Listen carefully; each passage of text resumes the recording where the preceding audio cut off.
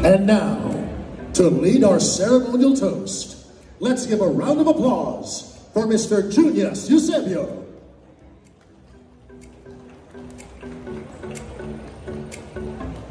Good morning to everyone. Of course, first of all, I'd like to acknowledge the presence of our distinguished guests.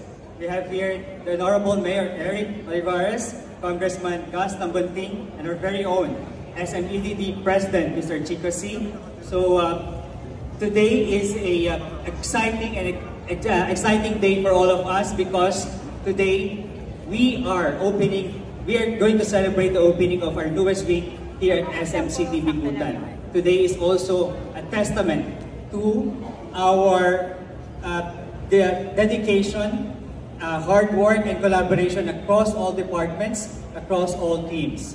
No? And we want this newest wing to become the best hub, no? Or the newest hub here in SM Bicutan for our community. Okay? And we'd like to really offer